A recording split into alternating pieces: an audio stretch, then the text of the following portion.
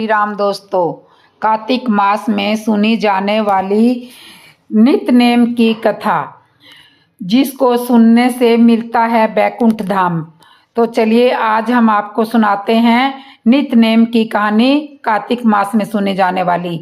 आज हम कार्तिक मास में सुनी जाने वाली राम कथा सुनेंगे। आज मैं आपके लिए कार्तिक मास में सभी कथा कहानियों के साथ में राम कथा जरूर सुननी चाहिए। मैं कार्तिक मास में सुनी जाने वाली राम कथा भगवान श्री राम, लक्ष्मण और माता सीता पिता दशरथ की आज्ञा का पालन करने के लिए वनवास को चले। रास्ते में सारे तीर्थ गंगा, यमुना, गोमती आदि में स्नान करने किया और तर्पण किया, पिंड दान किया और वो चलते जा रहे हैं। रास्ते में वो कंद मूल का फलाहार लेते हैं। चलते चलते कार्तिक का महीना आया और कार्तिक की एकम तिथि को लक्ष्मण जी कंद मूल फल लाए और सीता जी के आगे रख दिए। माता सीता ने 4 पतलें बनाई। तब लक्ष्मण जी ने पूछा कि माता जी आपने 4 पतलें क्यों बनाई है? तब सीता जी बोली कि एक पत्तल गौ माता जी की और एक मेरी और एक राम जी की और एक लक्ष्मण जी की। राम और लक्ष्मण जी ने अपनी अपनी पतलें उठा ली और एक पत्तल गौ माता के आगे रख दी। माता सीता ने अपनी पत्तल नहीं उठाई। तब राम जी ने सीता जी से पूछा कि आपने फलाहार क्यों नहीं किया? तब सीता जी ने कहा कि मेरा तो कार्तिक मास में राम कथा सुनने का नियम है। राम कथा कहने से पहले मैं फलाहार नहीं करूंगी। तब राम जी ने कहा कि राम कथा मुझे सुना दो। माता सीता ने कहा कि आप तो हमारे पति देव हैं, आपको राम कथा कैसे सुना दूं? तब लक्ष्मण जी ने कहा कि माता जी आप राम कथा मुझे सुना दीजिए। तब सीता माता ने कहा कि आप तो शादीशुदा हो, आपको राम कथा कैसे सुना दें? तब लक्ष्मण जी ने विचार किया कि वन में औरतें कहाँ से आएगी? तब सीता जी ने धरती पर माया नगरी बसा दी। उस नगरी में सभी चीज, महल, माड़िया, बर्तन, कपड़े और सभी चीज सोने की थी। उस नगरी का नाम सोने की नगरी रख दिया। उस नगरी में रहने वाले सभी घमंडी व्यक्ति थे, गरीब कोई नहीं था। राजा से लेकर सफाई करने वाले सभी अमीर थे, कोई गरीब नहीं था, इसलिए उन सब में घमंड भरा हुआ था। तब लक्ष्मण जी माता सीता से बोले कि आप यहाँ से थोड़ा आगे जाएं तो आपको एक नगर दिखाई देगा और उस नगर में वहाँ एक कुआं है जहाँ बहुत सी पनिहारी कुएं में पानी भरने के लिए आएगी। आप उनमें से किसी को राम कथा सुना देना। तब सीता कुएं पर आ गई और पनिहारी ने पानी भर रही थी। उनका मटका, झालर सभी सोने के थे। तब सीता माता ने कुएं पर जाकर के बैठ गई और सबसे राम कथा सुनने के लिए कहने लगी। किसी ने राम कथा सुनने के लिए कोई जवाब नहीं दिया, क्योंकि वे घमंड से भरी हुई थी। थोड़ी देर बाद वहाँ एक कुंवारी कन्या आई। सीता माता ने उसके राम कथा सुनने के लिए कहा तो उसने कोई जवाब नहीं दिया। माता सीता ने उसे कहा कि बेटी, क्या तुम मेरी राम कथा सुन लोगी? तो वह कुंवारी कन्या बोली कि आपकी राम कथा मैं नहीं सुनूंगी, क्योंकि मैं घर जाऊंगी। क्यों? माता सीता बोली मेरे राम लक्ष्मण भूखे हैं। वह लड़की बोली कौन राम लक्ष्मण? मैं किसी को नहीं जानती, मुझे मेरी माँ बुला रही है, इसलिए मैं घर जा रही हूँ। ऐसा कहकर के वह लड़की अपने घर को चली गई। सीता माता को क्रोध आया और उन्होंने उसे श्राप दे दिया, जिससे पूरी सोने की नगरी पीतल की हो गई। जब लड़की घर पहुंची तो माँ ने पूछा बेटी, तेरे जेवर और मटका कहाँ पर हैं? तब कन्या ने बताया कि कुएं पर एक तपस्विनी आई हुई थी, वह राम कथा सुनने के लिए बोल रही थी और मैंने उसकी कोई कहानी नहीं सुनी और वह बहुत सुंदर थी और सन्यासी सी दिखाई देने वाली थी और उसने कहा कि मेरी राम कथा सुन लो। तो मैंने उससे राम कथा सुनने से इनकार कर दिया, तो उसने ही कोई ज़्यादा टोना कर दिया। माँ ने कहा बेटी तुम अभी जाओ और उसकी राम कथा सुन करके आओ। तो माता सीता माता सीता के पास में वो गई और वहां जा कर के सीता माता से बोली कि रिद्धि सीधी लेकर के आओ तो पूरी नगरी पीतल की हो जाएगी। तो माँ ने कहा कि तुम वापस जाओ। और तभी उसके बेटे की बहू आई और उसने कहा माँ मैं भी माता सीता आपकी आज्ञा हो तो माता सीता के दर्शन करके आऊँ और राम कथा भी सुन करके आऊँगी। सासू बोली सीता माता राम कथा सुन करके आना और फिर मुझे भी सुनाना। बहू जैसे ही कपड़े पहनने लगी, कपड़ों में पीतल का मटका लेकर के पानी भरने के लिए कुएं पर चली। बहू के कुएं पर जाकर के बैठ गई, खाली मटका भरती और फिर कुएं में खाली कर देती। यह देख करके सीता माता बोली कि तुम्हारे घर में कोई काम नहीं है क्या माता, क्या बावली हरकत कर रही हो। कभी सीता का वह बोली मैं घर का सारा निपटा काम करके आई हूँ। माता सीता ने कहा कि तो फिर तुम मेरी राम कथा सुन लो। तो तुम मेरी राम कथा सुन लोगी। तो वह बोली माता जी आप राम कथा कहिए, मैं आपकी राम कथा सुनूंगी और घर जाऊंगी। सुनने लगी, बोली चंदन की चौकी मोतियों का हार राम कथा चंदन की चौकी मोतियों का हार राम कथा सुना। राम कथा ऐसे करके वो सारी राम कथा बहू को सुनाती है। और पूरी कथा माता बहू से बोली कि क्या तुम्हारे घर में कोई काम नहीं है, तुम मटका भरती हो और फिर कुएं में डाल देती हो। बहू बोली माता जी मैं तो घर का सारा काम निपटा करके आई हूँ। माता सीता ने कहा कि तूने मुझे माता जी कहा है, मुझे इससे बहुत खुशी हुई है। तेरे पास समय है तो क्या तुम मेरी राम कथा सुन लोगी। बहू बोली माता जी आप राम कथा सुनाइए, आपकी राम कथा सुनकर मैं घर जाऊंगी। माता सीता राम कथा सुनाने लगी और बोली चंदन की चौकी मोतियों का हार राम कथा हमारे गले का हार, राम धाम कहे तो परदेसी जाऊं। उसके बाद सीता माता ने कहा कि बहू तूने मेरी इज्जत राखी है, भगवान तेरी इज्जत राखे।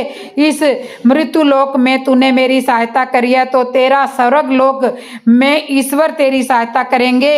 उसके बाद माता सीता कथा सुनाने लगी और बहू कर देने लगी। माता सीता ने कथा सुनाई और कहा कि आओ राम बैठो, राम जल भरी झारी पियो, राम किक्कर की दांतड़ लाई, राम ठंडा जल भर लाई, राम सह परिवार पधारो, राम युगल टोपी, राम कड़ा किलकी पहनो, राम मक्खन मिश्री खाओ, राम चरण सिंहासन लाई, राम सरवण सिंहासन बैठो, राम इस जुग जुग पाम लागू, राम मोहे राम शरण अपनी ले लो, राम दूध कटोरा लाई, राम सीता चरण दवाई, राम सुख से राम झालर पंखा झोलो, राम तुम्हें रोम रोम में बसो श्री राम, घाट में विराजो राम। तुलसी बोलो राम खाली बैठे क्या कम बोलो, राम तब राम ही राम बोलो, पंछी राम राम पूर्ण हुए सब काम, मेवा चिरंजीवी भोग लगाओ। सॉरी, जो भाई सो ले लो राम, मन में धोखा रखना ना, राम कथा पूर्ण। माता सीता बोली कि बहुत तुमने हमारी राम कथा सुनी है, तुम्हारी राम कथा सुनने से तुमने हमारे भूखे राम और लक्ष्मण को खाना खिलाया है, भगवान तुमको सातों स्वर्ग का सुख देंगे। सीता माता का आशीर्वाद लेकर बहू अपने घर जाने लगी तो माता सीता ने अपने गले का हार उतार करके बहू को पहना दिया। बहू ने माता सीता को प्रणाम किया और घर आई और घर आकर के अपनी सास से बोली कि सासू माँ मेरे सर पर से मटकी उतार दो। सासू बोली बहुत तेरे तो कपड़े सच्चे गोटे के हो गए हैं और तेरे सर की झालर इंद्राणी हीरे मोती बने लड़े लटक रही है और तेरा पानी घाघर सी सोने का हो गया है। यह सारी चीज तो कहाँ से लेकर आई है, अगर राजा जी को पता चलेगा तो यह हमें दंड देंगे। बहू बोली मैं तो माता सीता की राम कथा सुन करके आ रही हूँ, उनकी ही कृपा से यह सब कुछ हुआ है। सास बोली बहू ठीक है, अब तू रोज मुझे सुनाया कर। बहू बोली सीता जी के पास राम कथा सुनने के लिए जाने लगी और घर आकर अपनी सासू माँ को भी राम कथा सुनाने लगी। इस इस तरह 1 वर्ष बीत गया। तब सीता के पास आई और बोलने लगी कि माता जी आप हमें राम कथा के व्रत का उद्यापन बताइए। माता सीता बोली कि 7 लड्डू 1 नारियल लेना, फिर इसके साथ 7 भाग कर देना और 1 भाग मंदिर में चढ़ाना। मंदिर बनाने जितना तुझे पुण्य मिलेगा 1 भाग तालाब पर चढ़ा देना, तुझे खुदवान धर्म लगेगा। 1 भाग भगवान को चढ़ा देना तो भागवत सुनने का मिलेगा। 1 भाग तुलसी को चढ़ा देना तो तुझे तुलसी का विवाह करने जितना फल मिलेगा। 1 भाग कुंवारी कन्या को दे देना तो कन्यादान के जितना फल मिलेगा। 1 भाग ब्राह्मण को देना तो तुझे कोटि कोटि ब्राह्मण को जिमाने का फल मिलेगा। 1 भाग सूर्य नारायण भगवान को चढ़ाओ तो 33 करोड़ देवी देवताओं को भोग लगाने जितना फल प्राप्त होगा।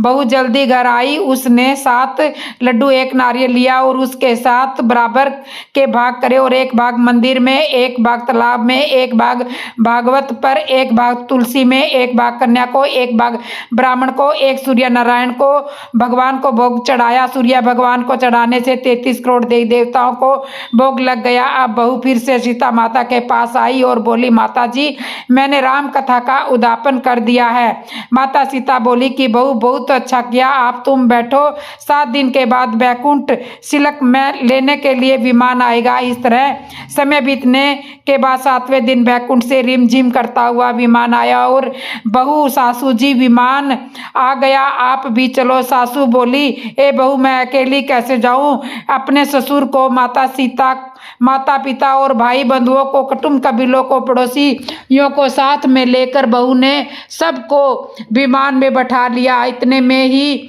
वही कुंवारी ननंद आई और बोली कि भाभी मुझे भी विमान में बिठा लो। उसे ऐसा कहते हुए माता सीता ने कहा कि विमान में जगह नहीं है।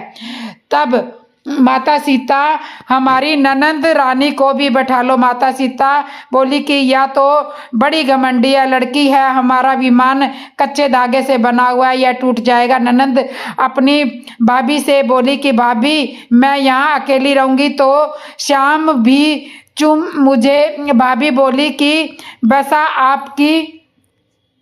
आपको भोग माता सीता के साथ जा रहे हैं। इतने में ही बहू अपने पति, कुटुंब का, ससुर और पड़ोसी को लेकर विमान में विराजमान हो गई और देखते ही देखते सभी लोग इकट्ठे हो गए और पूछने लगे कि बहू तुमने ऐसा कौन सा धर्म किया है, कौन सा व्रत उपवास किया जिसके पुण्य से माता सीता के साथ विमान में बैठ करके बैकुंठ जा रही हो। बहुत तुमने रामायण का पाठ किया, गीता का पाठ किया, कोई अखंड पुण्य किया क्या? तुमने भागवत कथा कराई जिससे कि तुम्हें स्वर्ग में भी विमान लेने के लिए आया। बहू बोली कि मैंने तो केवल माता सीता से राम कथा सुनी, उसका उद्यापन किया, इसी में मैं माता सीता के साथ बैकुंठ जा रही हूँ। नगर के लोग कहने लगे कि बहू हमें भी राम कथा सुनाओ। बहू ने वहाँ सबको राम कथा सुनाई। राम कथा संपूर्ण होते ही पूरी नगरी सोने की हो गई। बहू बोली जो कोई भी राम कथा सुने उसे उसका अक्षय फल प्राप्त होगा। सभी नगर वासियों ने राम कथा की जय जयकार की और सीता जी ने सबको बैकुंठ विमान में बैठा लिया और सड़क के रास्ते में चल पड़ा। सड़क के साथ अपने आप खुल गए। प्रथम द्वार पर नाग देवता बैठे हुए थे।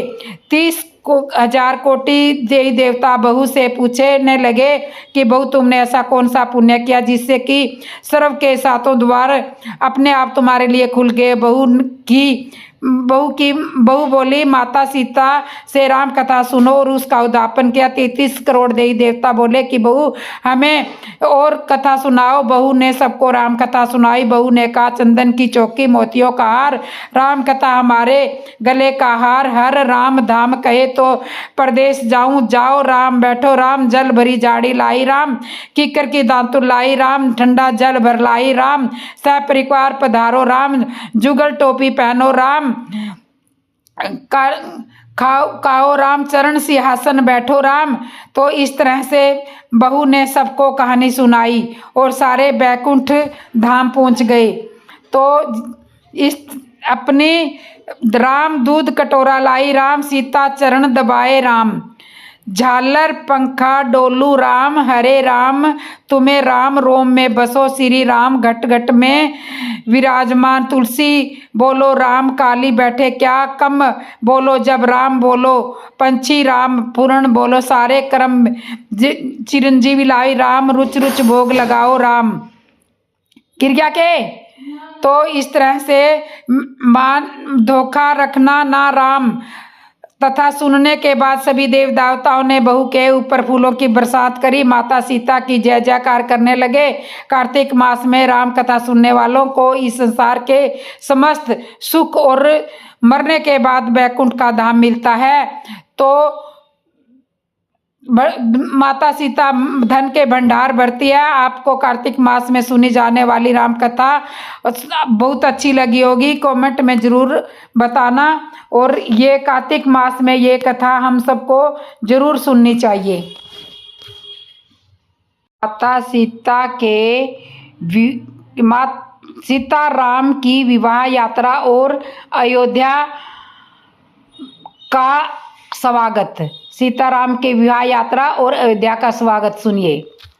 परशुराम के जाने के पश्चात पत्नियों सहित राजकुमार राम, लक्ष्मण, गुरु वशिष्ठ जी और अन्य ऋषि मुनियों, मंत्रियों तथा परिजनों के साथ महाराज दशरथ अयोध्या की और अग्रसर हुए। मंत्रियों ने शीघ्र ही 2 शीघ्रयामी दूतों को सभी के वापस आने की सूचना देने के लिए अयोध्या भेजे। दूतों के अयोध्या पहुंचते ही सूचना देने पर नगर के सभी चौराहों, अटकलों, मंदिरों और महत्वपूर्ण मार्गों को नाना प्रकार से सजाया गया। राजमार्ग पर बड़े बड़े स्तंभ द्वार बनाए गए और उन्हें तोरणों से सजाया गया। मार्गों में केवड़े और गुलाब आदि का जल छिड़काव किया गया।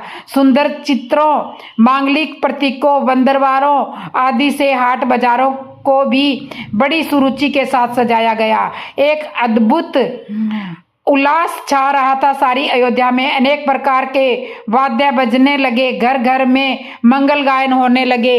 यह ज्ञात होने पर की बारात लौटकर अयोध्या के निकट पहुंच गई।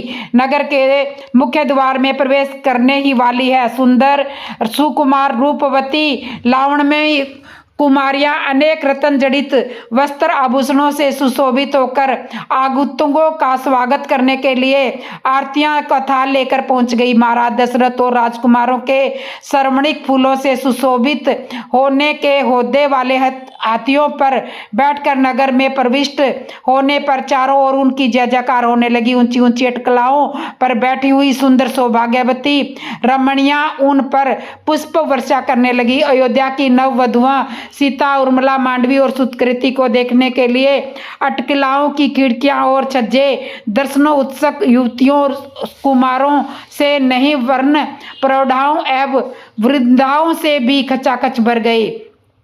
सवारी के राजप्रसाद में पहुंचने पर राजा दशरथ की समस्त रानियों ने द्वार पर आकर अपनी बहुओं की अगवानी की। महारानी कौशल्या, कैकेयी और सुमित्रा ने आगे बढ़कर बारी बारी से चारों बहुओं को अपने हृदय से लगाया और असंख्य हीरे मोती उन पर नौछावर करके उपस्थित याचकों में बांट दिए। फिर मंगलाचार के गीत गाती हुई चारों राजकुमारों और उनकी अर्धांगिनियों को राजप्रसाद के अंदर ले गई। इस अपूर्ण आनंद के अवसर पर महाराज दशरथ ने दान आदि के लिए कोष द्वार खोल दिए और मुक्त हस्त से नगरवासी ब्राह्मणों को भूमि, श्रवण, रजत, हीरे, मोती, रत्न, गोए, वस्त्र आदि दान में दिए। राजकुमारों को राजमहल में रहते कुछ दिन आनंद पूर्वक व्यतीत हो जाने पर महाराज दशरथ ने भरत को बुला करके कहा, बेटा तुम्हारे मामा युधाचित को आए हुए पर्याप्त समय हो गया है। तुम्हारे नाना नानी तुम्हें देखने के लिए व्याकुल हो रहे हैं, अतः तुम कुछ दिन के लिए अपने ननिहाल चले जाओ। पिता के आदेश अनुसार भरत और शत्रुघ्न ने अपनी माताओं तथा राम और लक्ष्मण से विदा लेकर अपने मामा युधाजित के साथ कैकेयी प्रदेश के लिए प्रस्थान किया। राम ने अपने सौम्य स्वभाव, दयालुता और सदाचार से न केवल अपने महल के निवासियों का बल्कि समस्त अयोध्या के निवासियों का स्त्री पुरुषों का हृदय जीत लिया। वे सब की आंखों के तारे थे और अत्यंत लोकप्रिय हो गए। परिवार के सदस्य उनकी विनयशीलता, मंत्री गण उनकी नीति निपुणता, नगर निवासी उनके शीत सौंदर्य और सेवक गण उनकी उदारता का बखान करते नहीं थकते थे। इधर सीता के मधुभाषी स्वभाव, सास ससुर की सेवा करने से सद्गुणों ने भी सभी लोगों का मन मोह लिया था। नगर निवासी राम और सीता की युगल जोड़ी को देखकर अत्यंत प्रसन्न होते थे। उनके प्रेम और सद्व्यवहार की चर्चा घर घर में होती थी। तो इस तरह से माता सीता और राम जी का विवाह होके घर में वो आए थे। के कारण राम जी को खाने पड़े सबरी के झूठे बेर। सुनिए, क्या आप जानते हैं कि भगवान श्री राम को क्यों खाने पड़े थे सबरी के झूठे बेर? दोस्तों, ये कोई साधारण प्रसंग नहीं है। ये उस भक्ति की मिसाल है जहाँ भगवान खुद अपने भगत की प्रेम भरी परीक्षा लेते हैं। आमतौर पर हम मानते हैं कि देवताओं को सबसे उत्तम फल, मिठाई और भोग अर्पित किए जाते हैं। लेकिन सोचिए, जब मर्यादा पुरुषोत्तम राम जी ने स्वयं विष्णु का अवतार माना जाता है, उनके सामने सबरी नाम की एक साधारण गरीब और वृंद स्त्री बैठकर झूठे बेर परोसती है और राम उन्हें प्रेम से खाते भी हैं, तो क्या ये केवल एक कथा है या इसके पीछे कोई गहरा रहस्य छुपा है? आज की इस कहानी में हम एकदम दर कदम जानेंगे कि आखिर ये घटना क्यों हुई, सबरी कौन थी, उनकी भक्ति का क्या रहस्य था और राम ने उनके बेर खाकर हमें कौन सा अनमोल संदेश दिया है। तो वीडियो को अंत तक जरूर देखिए, क्योंकि आखिर में आपको एक ऐसा सत्य पता चलेगा जो आपकी सोच को सदा के लिए बदल देगा। दोस्तों, सबसे पहले यह जानना जरूरी है कि सबरी कौन थी।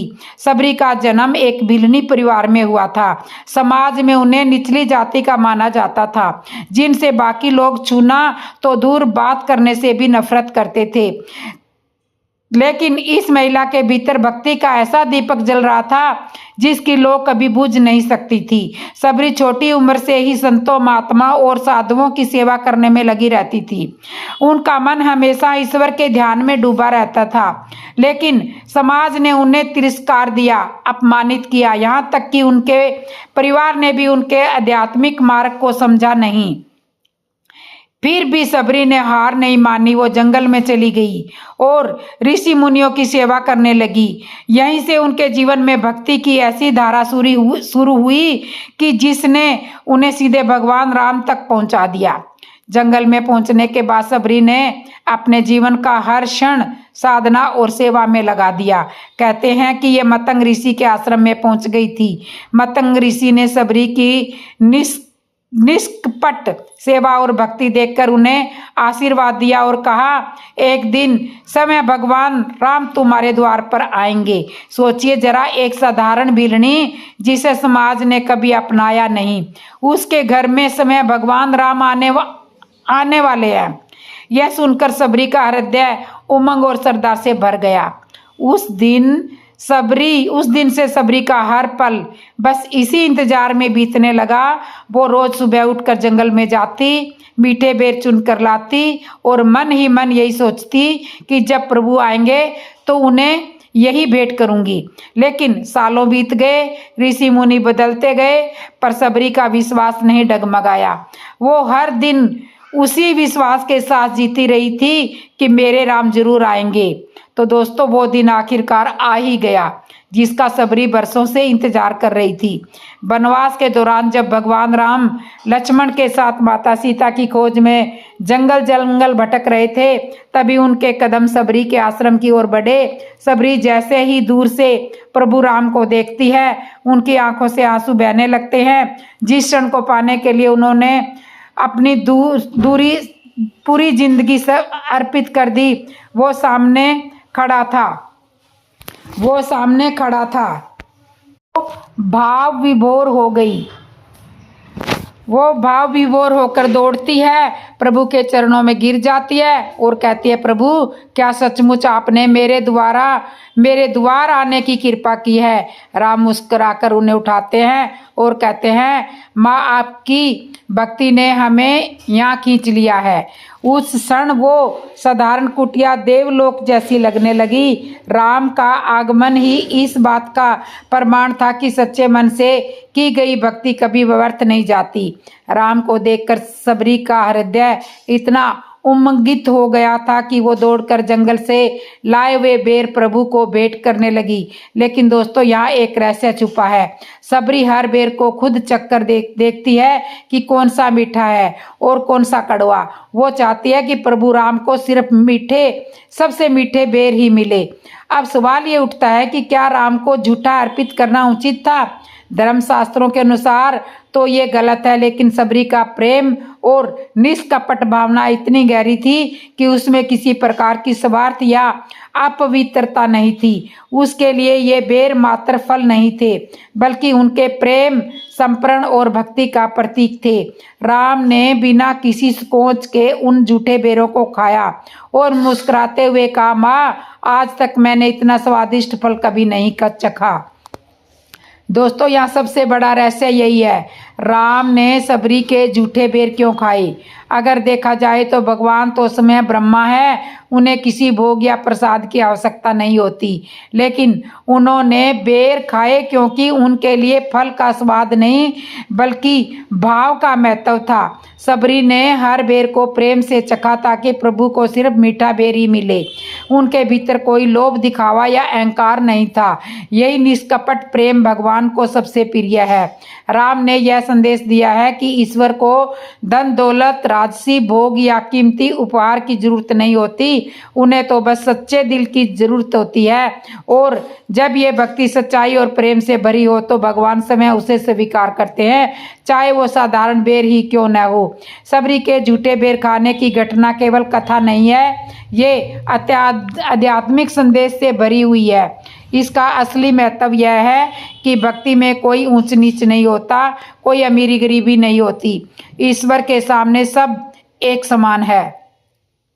समाज ने सबरी को नीची जाति की कहकर दूर कर दिया था, लेकिन राम ने उनके घर जाकर ये दिखा दिया कि सच्ची भक्ति का मूल्य ही सबसे बड़ा है। भगवान ने ये प्रमाणित किया कि उन्हें आपके पद, जाति या धन से कोई मतलब नहीं, बल्कि आपके मन की पवित्रता ही सबसे बड़ी भेंट है। इस घटना से हमें ये भी सीख मिलती है कि भक्ति केवल मंदिरों और ग्रंथों तक सीमित नहीं है, बल्कि यह हृदय की सच्चाई से जुड़ी है। जिस प्रेम और श्रद्धा से सबरी ने बेर अर्पित किए, वही उन्हें अमर बना गया। दोस्तों, सबरी और राम की यह कथा सिर्फ पुरानी कहानी नहीं है, बल्कि हमारे जीवन के लिए भी गहरी सीख छुपाए हुए है। हम अक्सर सोचते हैं कि ईश्वर को खुश करने के लिए बड़ी पूजा, भव्य भोजन, भव्य आयोजन या महंगे प्रसाद चाहिए, लेकिन सच्चाई यह है कि भगवान को दिखावा नहीं, दिल की सच्चाई चाहिए। सबरी जैसी भक्ति हमें सिखाती है कि अगर हमारे अंदर निष्कपट प्रेम और आस्था है तो भगवान खुद हमारी ओर खींचे चले जाते हैं।